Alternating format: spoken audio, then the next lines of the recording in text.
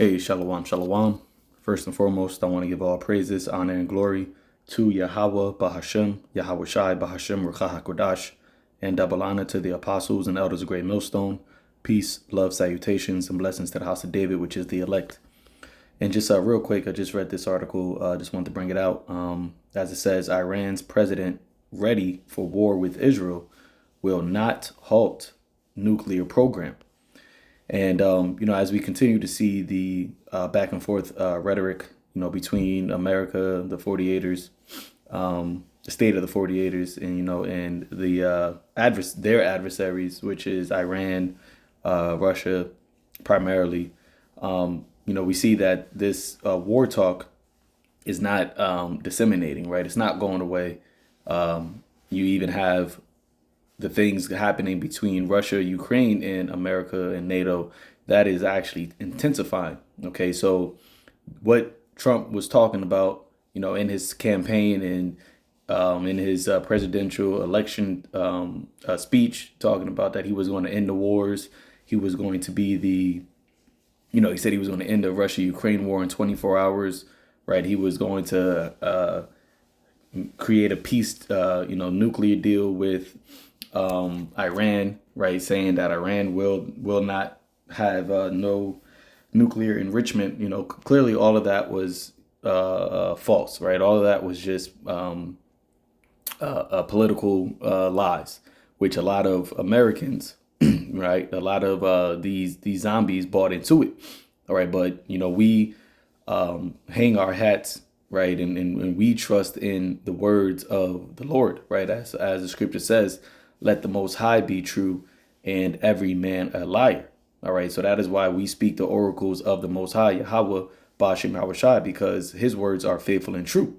And his words have been pronounced, it's been professed that what war is destined, okay, for this earth, right? The great day of Armageddon, okay, the war to end all wars, right? World War III, which will,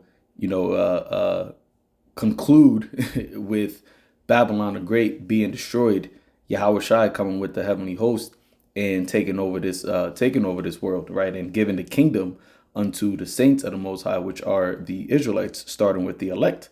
So with all of that, knowing all of that, we seeing the conversations and the things that are being said between these, various different parties and how things are moving. It's still moving in the direction of a war, right? It's still moving in the direction of World War III. Okay, so let's read this. It says Iran's president Pezeshkian, whatever his name is, has said his country is remained prepared and vigilant for any war the 48ers might launch against it, while conveying that he is not optimistic about the ceasefire continuing to hold. All right. And, interestingly enough, I had a dream last night that Iran basically did a preemptive strike on the 48ers because they saw that the 48ers were preparing to, strike Iran again. So, Iran hit the 48ers with, a hypersonic missile, if I'm not mistaken, in my dream. Now, of course, dreams like that is could be visions, could be nothing, but we'll see, right? And at the end of it all, we know that even as this the president of Iran said that he is not even optimistic that the ceasefire will continue to hold. Okay, matter of fact, you had a defense minister of the 48ers said this, right? The Israeli defense minister Katz, there is a possibility of renewing the war against Iran. We need to maintain the achievements in air superiority. So, they're coming out and saying that, yeah, this isn't something that is over, right? That 12-day skirmish that happened in June, right? That was a major escalation. And, they came to a point where they stopped bombing each other, but that was, that's something that is temporary. And at any moment, right, it could be sparked up again. All right, at any moment, it can escalate. And the thing about now is they already have a foundation of war against each other, of striking each other. Okay. So it's not like they're going back to square one where, it was even 2 years ago or last year where the 48ers, striked Iran in April, then Iran striked them back in oh no, they striked them in March, and then I think Iran struck them back in April, and then something else happened in October of last year, and then we had what took place in June of this year. So you already had points of escalation. So like I said, they're not starting back from square one. They're starting back from the time of, what happened June 2025. So it's like in a if you're building a house, right, you can have pauses when you're building the house, but the foundations or however far you've gotten, right, that's still there. All right.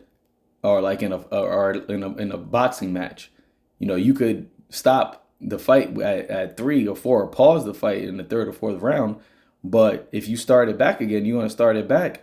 Those individuals that are fighting are going to be bruised. They're going to have certain injuries. They're going to have certain fatigues, et cetera, et cetera.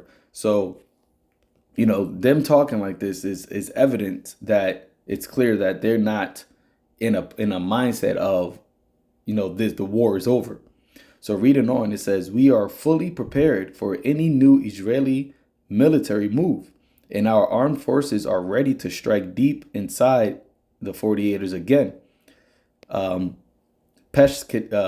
Pezeshkian told Al Jazeera in a fresh interview. He emphasized that Iran's nuclear program will continue, but asserted it is only for peaceful nuclear energy purposes. We are not very optimistic about it, said the Iranian president of the ceasefire, which ended the 12-day war in June, which also saw America's involvement at the tail end. That is why we have prepared ourselves for any possible scenario and any potential response. Israeli has harmed us, and we have also harmed it.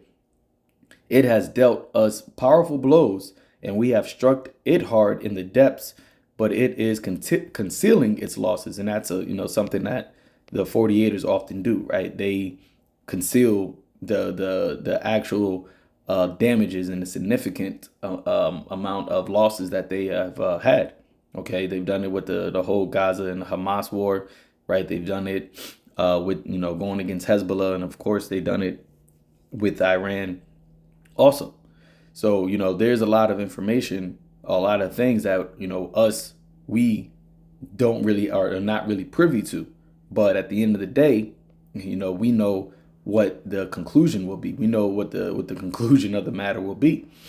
It says he described the Israeli strikes as having sought to eliminate Iran's hierarchy, including slain nuclear scientists, military leaders, and some top officials, but it has completely failed to do so.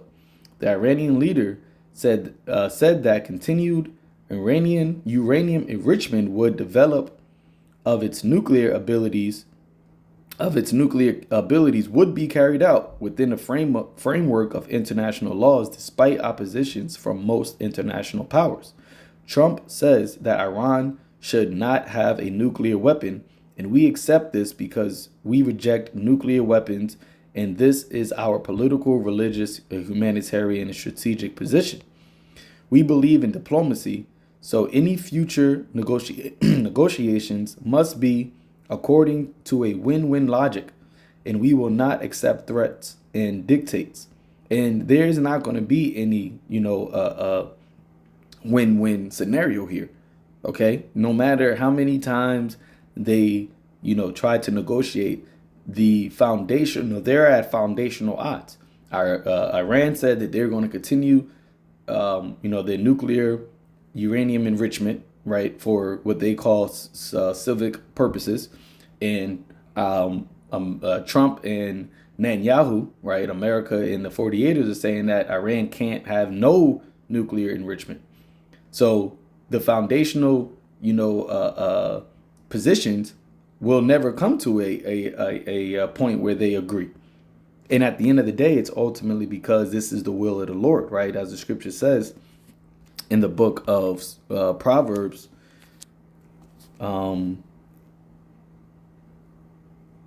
Proverbs 21, verse 2, Salaki, verse 1, the king's heart, and not just one king, but all of the kings, right?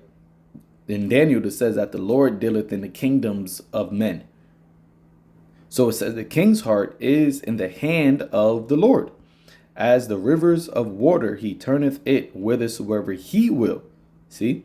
So the Lord directs the paths, directs the steps of men. And even these heathens, right? Because as it says in Revelation, the 17th chapter, the Lord put it in their hearts to fulfill his will. And everything and all things were created by the Lord to fulfill his will, right? Let's get that in Revelation 4, verse 11.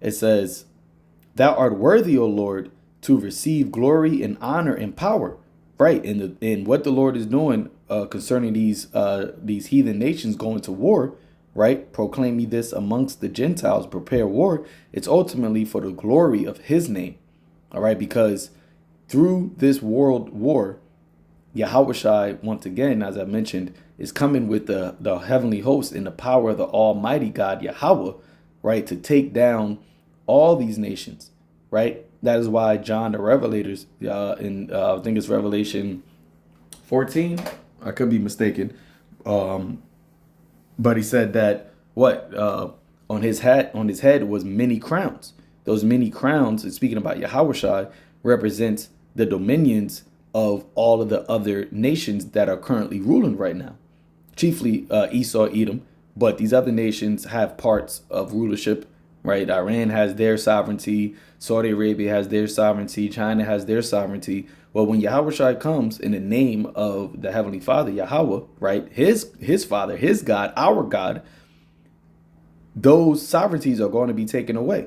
Because right now you see America, you see all of these nations have their sovereignty and they boast in their power through their gods, which are idols, right? All of the gods are the nations of idols, but it is Yahweh, Ba'ashem Yahushai, that made the heavens. Psalms, the 96th chapter, right? But reading back here, it says, thou art worthy, O Lord, to receive glory and honor and power, for thou hast created all things, and for thy pleasure they are and were created. All right, so all things were created because the Most High did it and it pleased him, right? And as it even says in 2nd Ezra, the 6th chapter, right, by the Most High, right, all things were created through Yahushua, and by him alone will these things end, right? And these things ending is talking about this age ending, all right? And we have the understanding through his word on how these things end, and it ends by way of fire, right? A war. And that war chiefly is among Babylon, right? And its allies, and Russia and its allies, which Iran is an ally to Russia. And also some of America's allies that are currently allies right now are going to turn on America and shoot missiles at her, right? Like Turkey.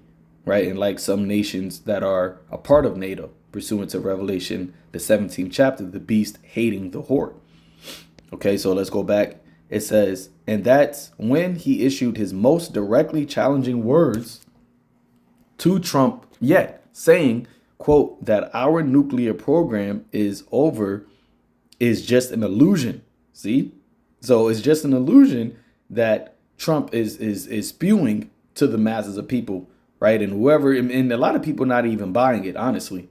Right. A lot of people, because you had the U.S. intelligence basically came out and say that those bombs that they dropped on those 3 nuclear sites, it didn't destroy, completely obliterate, which Trump really loves to use that word, those nuclear facilities. Right. And at most, it only set it back a few months. OK, so the fact, as he said here, that the nuclear program is over is just an illusion. All right, go into this word illusion. Let's see what it says. It says a misrepresentation of sensory information causing a perception that differs from reality. Okay, so it's not reality, man. It's not what's real. It says while emphasizing our nuclear capabilities are in the minds of our scientists and not in the facilities.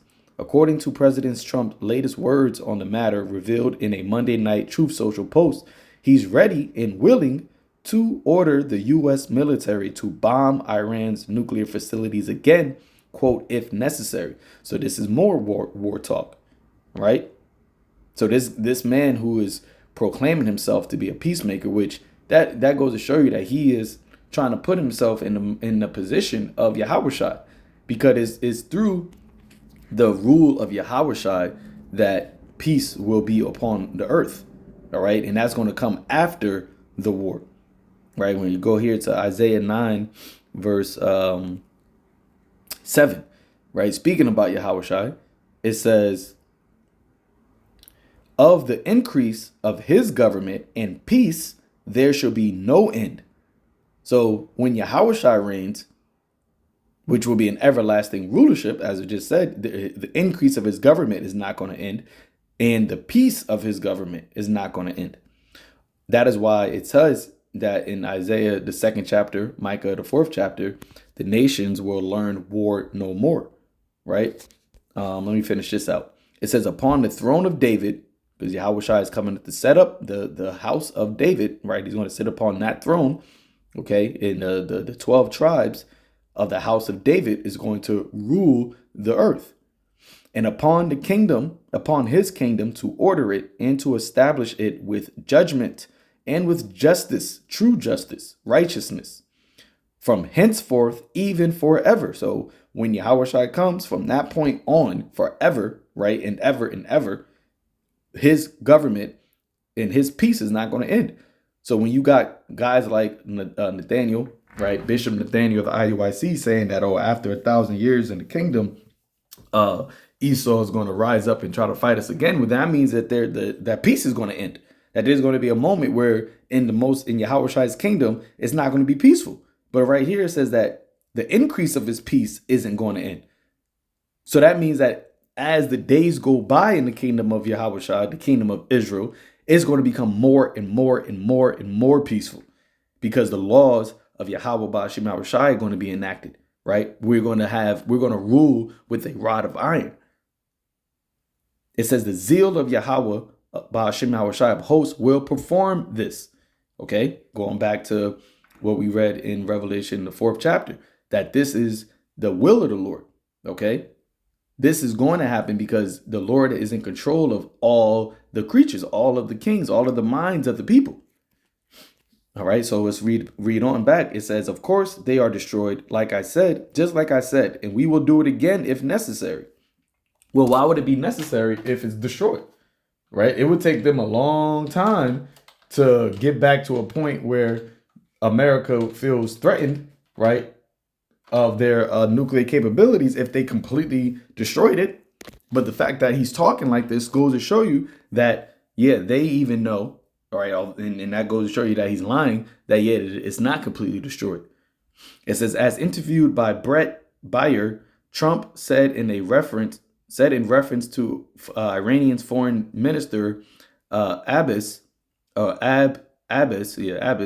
having told Bayer earlier that day that the nuclear sites were very severely damaged and destroyed by the U.S. strikes. So the foreign minister of Iran is saying that, the sites were severely damaged and destroyed. Now, a lot of speculation is, let's read it. It's because he's going to say it here. It says, fake news CNN should immediately fire their phony reporter and apologize to me and the great pilots who obliterated Iran's nuclear sites, Trump added, referring to a report that said U.S. intelligence assessed the U.S. airstrikes merely set back the program by a few months. So if the own U.S. intelligence assessed it and said it was set back only by a few months, then what does that say? To some degree, the Iranians could simply be playing Trump's game and signaling to the US what he wants to hear, because Trump is prideful, right? Trump is arrogant. So he thinks that, oh, what I say is right, what I'm saying is the truth, and anybody that doesn't agree with what I'm saying is fake news. So Iranians is saying, you know what? This guy, he wants to believe that he destroyed our nuclear facilities. So we're just going to just say, yeah, it's destroyed, yo. Yep. But all the while they're saying that, as it reads on, it says, even if the Islamic Republic nuclear sites were not fully and truly destroyed, it remains in Tehran's best interest right now to present it as if it were so, regardless. And that's the thing. It's in their best interest to say, yeah, it was destroyed, right? So that they could, because they did get hit by the 48ers, as the guy said earlier, that they harmed them. So yeah, and you have certain military officials, leaders that were killed. So they gotta regroup, right? They gotta recuperate, from their losses. So they're using this time, right, to say, okay, yeah, you destroyed our stuff, so that America would believe it, and then they wouldn't try to go back in there, right away. So now that the Iranians could basically regroup, rebuild their defense systems, military defense systems, et cetera, which there were reports that were saying that they have been, urgently rebuilding their their missile defense systems, right? Their air defense systems, right? Going, having talks with Russia and China, right? Getting certain equipment from them so that they could recoup. And that is why you had that individual here said that we need to maintain the achievements in air superiority. And that is why they're saying that, yeah, we may have to strike them again, because we don't want Iran to, rebuild their military capabilities. You see? But all of this is pointing to the fact that war is still the season, right? That's still the season. We have not left the season of war. Let's get that in Ecclesiastes 3. To everything, read it in NLT. For everything there is a season, a time for every activity under heaven, right? So the Lord, as it says in 2nd Esdras, by measure has he measured the times, and by number has he numbered the times. And he won't move, right, or stir them up until said measure is fulfilled. So there's a time for everything. Okay? Going to verse 8. It says, a time to love and a time to hate, a time of war and a time of peace. So this is why Yahweh Shai spoke about the end of the world, right? The end of this age and his return, things that will be taking place. He said what? Wars and rumors of wars. Okay? But these things but the end is not yet. So we're seeing really the beginning of wars. And that's what Esdras also, prophesied about in the last days. Signs, right? Measuring the time diligently. Some of the signs that would be showcasing what time we're in, showing that we are in the end. 2nd Esdras 16, verse 18, the beginning of sorrows and great mournings, the beginning of famine and great death, the beginning of wars, and the powers shall stand in fear, the beginning of evils, and what shall I do when these evils shall come? All right, so the point being what? The beginning of wars. That is where we're at right now. So yeah, you're going to have certain things intensified, and they're going to de-escalate. They're going to, say that there's a ceasefire, but then they're going to say that, yeah, we're not optimistic that the ceasefire is going to hold. China is going to do drills, taking over Taiwan, right? That's a whole nother theater that America is involved in. The whole thing that's going on with Russia and Ukraine, that's intensifying. So we are in the beginning of these wars. Okay, but all of these things are escalating and accumulating to what? The day, right, of the Armageddon, right? The mountain of troops. Okay, the time of the valley of Yahweh Shaphat coming to pass, and everything is moving toward that direction. Whether or not you put your the gas, right, your foot to the gas and it speeds up, or the Lord takes the gas off, his foot off the gas, and then it still is just rolling, cruising, but it's still going toward the same path. You see? So, that's pretty much it. Want to touch on that. Lord willing, this was edifying unto the elect, right? Stay, watching, right? Don't let up. Okay, because the Lord said that these things are going to come to pass, right? And the ones that are the believers, they're going to be found so doing, meaning what? They're going to be found so watching. That's why Yahweh Shai always spoke about watch, right? The end of all things is at hand. Therefore, watch and be sober. Okay, so with that, Lord willing, giving all praises, honor, and glory to Yahweh Bashem Yahushai, Bashem Rakakwadash, Shalom.